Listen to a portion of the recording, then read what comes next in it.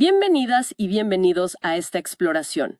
Hoy nos metemos de lleno en una emoción que, bueno, todos conocemos, pero que esconde una complejidad fascinante: el asco. Partimos de una conversación muy interesante que como que desmenuza esta sensación, ¿no? Viajando desde sus raíces más biológicas hasta sus ecos en nuestra vida social y psicológica. Porque, a ver, pensemos, ¿qué es realmente el asco? ¿Solo esa cara que ponemos ante algo podrido? ¿O hay capas más profundas? Nuestra misión hoy es desempacar esta emoción, tratar de entender por qué la sentimos con tanta fuerza y qué nos dice sobre nosotros mismos, sobre la condición humana. Ok, vamos a desglosar esto. Exacto. Y es un viaje que vale la pena, ¿eh? Vamos a analizar cómo el asco funciona, sí, como un guardián ancestral, digamos, un mecanismo de defensa vital. Pero también veremos cómo esa misma alarma se dispara en contextos sociales, en juicios morales, e incluso cómo puede coexistir o chocar con emociones como la admiración o la atracción. Lo fascinante aquí es esa increíble plasticidad y, bueno, dualidad del asco. No es una emoción simple en absoluto. Arranquemos por lo fundamental entonces. La conversación base define el asco de una forma bastante intuitiva, ¿no? Esa sensación profundamente desagradable que sentimos frente a algo que percibimos como, no sé, repulsivo, sucio, ofensivo o que podría hacernos daño. Es una reacción que nos empuja a alejarnos, a rechazar, a veces hasta físicamente, con náuseas y todo. Y esa reacción física es clave. Desde una perspectiva evolutiva, biológica, el asco es, en su núcleo, un mecanismo de defensa. Una especie de sistema de alerta temprana contra peligros, digamos, invisibles. Nos protege de ingerir sustancias contaminadas, comida en mal estado, de acercarnos a posibles fuentes de patógenos. Las reacciones son casi universales. Arrugamos la nariz, cerramos las vías respiratorias instintivamente, perdemos el apetito, sentimos náuseas. Todo el cuerpo dice, aléjate de eso. Es una programación muy, muy antigua para la supervivencia. Tiene todo el sentido como instinto básico de supervivencia. Pero aquí es donde, según la fuente que analizamos, la cosa se pone realmente interesante. Porque esta reacción tan visceral no se limita a un pedazo de comida mohosa o a un olor, qué sé yo, nauseabundo. La conversación introduce con fuerza el concepto de asco moral o social. Correcto. Y es una extensión fascinante, la verdad. El mismo sistema de alarma que nos protege de la contaminación física parece haberse reciclado evolutivamente para protegernos de lo que percibimos como contaminación social o moral. Sentimos una repulsión similar, a veces igual de intensa, no solo ante la sociedad literal, sino también ante actos, comportamientos o incluso ideas que consideramos incorrectos, inmorales, injustos o que amenazan el tejido social tal como lo entendemos. Piensa en la reacción que pueden generar, bueno, la corrupción descarada, la traición a la confianza, la crueldad gratuita. Claro, es como si nuestro cerebro dijera, esto también es peligroso. Aunque no me vaya a enfermar físicamente, amenaza algo importante: mis valores, la cohesión del grupo. Exactamente esa es la idea. El mecanismo de defensa se amplía para proteger la integridad de nuestros principios o la estabilidad percibida de nuestro entorno social.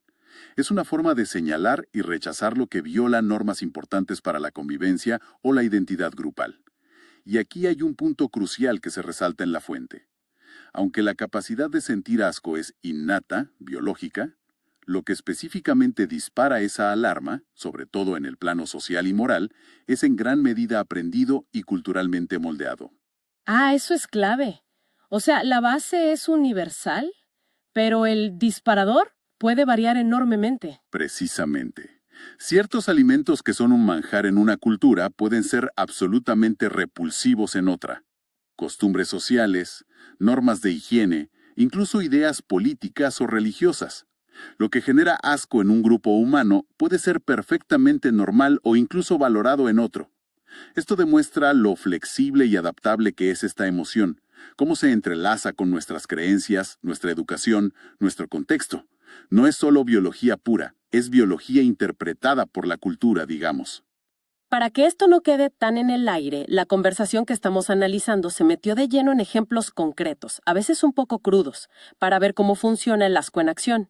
Uno que se planteó fue un caso hipotético, el de un tal Felipe, un hombre que, según se describía, realizaba actos de exhibicionismo en público, tipo bajarse los pantalones en plena calle. La pregunta era, ¿es normal sentir asco en esa situación? Y la respuesta que se daba en la charla, y que es coherente con la psicología de las emociones, es que sí, es una reacción completamente natural. Sentir asco o un fuerte rechazo ante la violación flagrante de normas sociales básicas, especialmente las relacionadas con la intimidad corporal, la higiene pública o la exposición de fluidos, es esperable. Es una respuesta ligada a esa ruptura de límites sociales y a la potencial percepción de falta de higiene o control. Entiendo. Es una reacción a la transgresión de una norma social y quizás hasta higiénica, como un límite que se cruza. Exacto.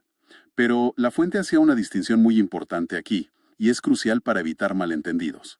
Una cosa es sentir asco por la acción en sí misma, el acto de exhibicionismo, que violenta normas compartidas, independientemente de quien lo realice. Y otra cosa muy diferente sería sentir asco basado en, por ejemplo, un prejuicio racial hacia la persona que comete el acto. Eso ya no sería una reacción natural al comportamiento, sino discriminación pura y dura, ¿no? Sin base biológica ni ética que la justifique. El asco legítimo en este caso se dirige a la conducta transgresora, no a la identidad del individuo. Clarísima la distinción. Importante. Y hubo otro ejemplo, quizá aún más gráfico, que surgió en la conversación original. Tenía que ver con la reacción al ver imágenes explícitas. Se mencionaron unas supuestas fotos filtradas de figuras públicas uruguayas en situaciones muy íntimas, como defecando, donde se veían esfínteres, excrementos. La persona que relataba esto en la fuente sentía un asco inmediato y visceral, incluso si, por otro lado, admiraba o sentía atracción por esas mismas figuras públicas. Si conectamos esto con el panorama general que venimos dibujando, este ejemplo es una ilustración perfecta de cómo el componente más básico, más biológico del asco puede tener prioridad sobre otras emociones complejas, incluso sobre las positivas como la admiración, el respeto o la atracción física o intelectual. El cerebro en su nivel más primario detecta un estímulo fuertemente asociado a un riesgo de contaminación. Los excrementos son un disparador casi universal y ¡pum!, dispara la respuesta de rechazo. Es como un interruptor de emergencia, ¿viste?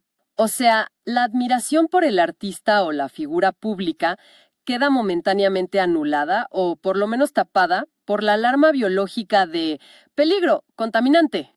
Coexistir de forma muy incómoda con otros sentimientos. Es fascinante porque muestra que podemos procesar simultáneamente atracción y repulsión hacia la misma persona o situación. No se trata, en este caso, de un juicio moral sobre la persona, qué asco de persona, sino de una respuesta fisiológica profundamente arraigada a un estímulo muy específico, qué asco esa imagen-situación. El sistema límbico reacciona antes de que la corteza prefrontal pueda, digamos, contextualizarlo todo. Y esa idea de la reacción visceral, casi automática, nos lleva a otro ángulo que se exploró en la fuente. Ya no hablamos solo del asco ante lo físico o lo socialmente transgresor, sino del asco que puede generar la percepción de falsedad o hipocresía en los demás. De hecho, esta sensación fue tan fuerte para la persona en la conversación original, que la llevó a escribir letras de rap muy directas, con frases como «Tú también me das asco», dirigidas específicamente a esa duplicidad percibida en ciertas personas. Aquí es donde la conversación original dio un giro interesante hacia la psicología profunda. Este asco hacia la hipocresía conecta directamente con un concepto central que se mencionó explícitamente: la dualidad humana. La idea presente en muchas tradiciones psicológicas y filosóficas de que todos tenemos por un lado una personalidad visible, una fachada, una máscara social que presentamos al mundo, adaptada a las normas y expectativas. Es nuestra cara pública. La versión editada de nosotros mismos, digamos, la que mostramos. Podría decirse así. Y por otro lado, todos tendríamos también una personalidad oculta, lo que a veces se llama el lado oscuro o la sombra. Este aspecto menos visible contiene impulsos, deseos, miedos, resentimientos, emociones que a menudo reprimimos o negamos porque no encajan con nuestra autoimagen idealizada o porque no son socialmente aceptables. En la fuente se mencionaron explícitamente las ideas del ello de Freud, esa parte más instintiva, primitiva, ¿no?, regida por el placer, y la sombra de Jung, que abarca todos esos aspectos nuestros, buenos y malos, que rechazamos o no queremos reconocer y proyectamos en los demás. Entiendo. O sea, Todos tendríamos esa tensión interna entre lo que mostramos y lo que escondemos, incluso a nosotros mismos a veces. Exacto. Y, según se planteaba en la conversación, este lado oculto, esta sombra, no siempre permanece oculta. Puede manifestarse en situaciones de estrés extremo cuando alcanzamos una posición de poder que nos desinhibe, o simplemente cuando los impulsos reprimidos encuentran una grieta por donde salir, a veces de forma inesperada o destructiva. Entonces, el asco hacia la hipocresía, desde esta perspectiva, podría interpretarse no solo como un juicio moral, no me gusta que mientas, sino como una reacción visceral mucho más profunda. ¿Cómo sería esa reacción más profunda? ¿A qué te refieres? Sería una reacción a la disonancia que percibimos, a veces de forma intuitiva, ¿viste? Entre esa fachada social pulcra y cuidada que la persona proyecta y los indicios, las señales, a veces sutiles, que captamos de esa sombra o de ese lado oscuro que pugna por salir. Es como si nuestro detector de autenticidad interno se activara y nos generara rechazo al intuir esa incongruencia fundamental, esa falta de integridad entre lo que se dice ser y lo que se intuye que realmente es o se esconde. Quizás incluso porque reconocemos algo de esa sombra en nosotros mismos y nos incomoda verla reflejada afuera. ¡Qué interesante! O sea, el asco a la hipocresía podría ser una señal de alerta sobre una incongruencia profunda que nos perturba, y la conversación original, según entiendo, subrayaba algo que parece obvio, pero es importante, que nadie es un libro abierto, nadie es totalmente transparente. Conocer la verdad completa de alguien es prácticamente una utopía. Así es, solo percibimos fragmentos, indicios, comportamientos externos, especialmente en situaciones límite, bajo presión, o en esos momentos inesperados donde la máscara social se resquebraja un poco, es cuando quizás atisbamos algo de esa complejidad interna, de esa dualidad, pero siempre será una visión parcial. La fuente enfatizaba esa imposibilidad de conocer la totalidad del otro, y bueno, quizás ni siquiera la nuestra propia del todo. Y fíjate qué curioso, porque esta exploración que empezó con la biología del asco y pasó por la moral social y la psicología de la hipocresía, llevó la conversación original, según el material que tenemos, a terrenos aún más profundos, casi filosóficos o existenciales. Se mencionó, por ejemplo, la idea del tiempo como una especie de juez silencioso. Sí, una metáfora potente, ¿verdad?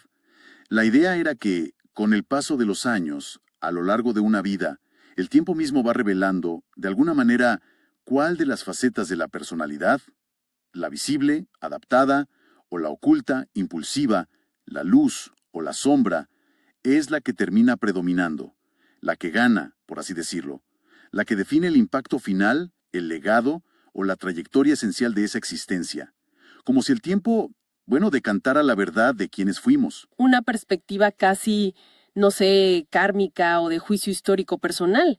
Y la cosa no quedó ahí, ¿verdad? La conversación fue todavía más allá. Efectivamente, surgió una reflexión sobre la conciencia que buscaba trascender las preocupaciones más mundanas del ego, como la necesidad de dejar una huella, de ser reconocido o recordado.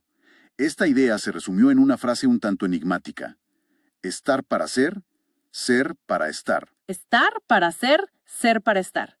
Suene a un estado de presencia pura, casi budista, diría. Podría interpretarse así.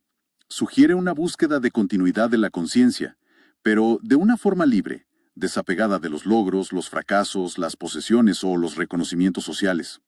Un enfoque en la existencia misma, en el ser, en el aquí y ahora, más que en el hacer o el tener. Una aspiración a una conciencia que simplemente es, sin necesidad de validación externa. Y para rematar este viaje a lo profundo, se compartió incluso un recuerdo personal muy particular, descrito como una posible experiencia de conciencia antes de nacer. Una sensación vívida de estar en un estado de transición, un limbo entre la nada y el algo. Y en ese estado, escuchar una voz clara, sin género definido, que daba una advertencia muy específica. No toques los bordes oscuros. Una imagen tremendamente potente y simbólica, sí. Un umbral existencial, una advertencia primordial en el borde mismo de la existencia individual. Ahora, es importante entender cómo llegamos aquí desde el asco, Estos puntos finales, el tiempo como juez, la conciencia desapegada, el recuerdo prenatal, aunque puedan parecer muy alejados del tema inicial del asco biológico o moral, en realidad nos muestran algo fascinante sobre cómo funciona nuestra mente. ¿Qué nos muestran exactamente? ¿Cuál es la conexión? Nos muestran cómo una emoción tan básica, tan visceral y primordial como el asco, puede servir inesperadamente como un punto de partida, como un trampolín para explorar las capas más profundas y complejas de la psique humana. La naturaleza de nuestra identidad, la tensión entre autenticidad y máscara social, el paso del tiempo, el significado de la conciencia, incluso los misterios del origen de la existencia individual, son reflejos de cómo nuestra mente busca constantemente dar sentido a nuestras experiencias internas, incluso a las más perturbadoras o repulsivas, conectándolas con las grandes preguntas sobre la vida y la realidad. El asco, en este contexto, se revela no solo como un protector, sino como un posible catalizador de introspección profunda. Entonces, ¿qué significa todo esto? Si tratamos de juntar las piezas de este recorrido, hemos visto que el asco es muchísimo más que una simple cara de desagrado ante algo sucio. Es, por un lado, un mecanismo de defensa biológico fundamental, un sistema de alarma cableado en nuestro cerebro durante millones de años para mantenernos a salvo de peligros físicos. Eso está claro. Clarísimo. Pero no se queda ahí, para nada. No, porque también es una herramienta potentísima de juicio social y moral. La usamos consciente o inconscientemente para navegar nuestras interacciones, para reforzar las normas de nuestro grupo, para señalar lo que consideramos inaceptable o contaminante en el comportamiento de los demás. Y finalmente, como vimos en la última parte, el asco puede ser también un espejo de nuestra compleja psicología interna. Refleja esa tensión inherente a la condición humana entre lo que mostramos al mundo, nuestra personalidad visible, nuestra máscara, y lo que ocultamos, a veces incluso a nosotros mismos, nuestra sombra, nuestros impulsos reprimidos, nuestra dualidad. El asco a la hipocresía es quizás la manifestación más clara de esto. Exactamente. Es una emoción con múltiples caras y funciones. Increíblemente poderosa. Nos protege de peligros físicos reales, sí, pero también moldea de forma decisiva nuestras relaciones sociales, nuestra percepción de lo que es bueno o malo, justo o injusto, limpio o sucio, tanto literal como metafóricamente. La forma en que una persona y sobre todo una cultura experimenta y expresa el asco dice muchísimo sobre sus valores más profundos, sus miedos más arraigados y sus tabúes más intocables. Analizar qué nos da asco colectivamente es como hacer una radiografía de la moral y los temores de una sociedad. Y eso nos deja con una reflexión interesante para seguir pensando, ¿no? Más allá de esta conversación. Si hemos visto que el asco, sobre todo el social y moral, tiene un componente aprendido, culturalmente moldeado, ¿qué implicaciones tiene eso para el futuro? ¿Qué cosas que hoy consideramos perfectamente normales, aceptables, incluso deseables, podrían empezar a generar asco en las generaciones futuras a medida que cambian los valores, los conocimientos científicos o la conciencia social? Pienso en ciertos patrones de consumo masivo, en el impacto ambiental de algunas industrias, en ciertas prácticas sociales que hoy normalizamos. ¿Quién sabe? Es una pregunta fascinante. Y la inversa también es válida, y plantea una cuestión importante. ¿Qué cosas que hoy nos generan una repulsión profunda, casi instintiva, podrían con el tiempo, con cambios culturales, tecnológicos o de mentalidad, dejar de provocarnos esa reacción? ¿Podría nuestro umbral de asco colectivo modificarse significativamente? Y si es así, ¿qué nos dice nuestro sentido actual del asco, lo que consideramos universalmente repugnante hoy, sobre los pilares fundamentales, los miedos más esenciales y los tabús más persistentes de nuestra sociedad contemporánea? Es una lente muy reveladora para examinar quiénes somos y hacia dónde podríamos estar yendo. Una pregunta abierta para explorar más allá de lo que hemos desgranado hoy.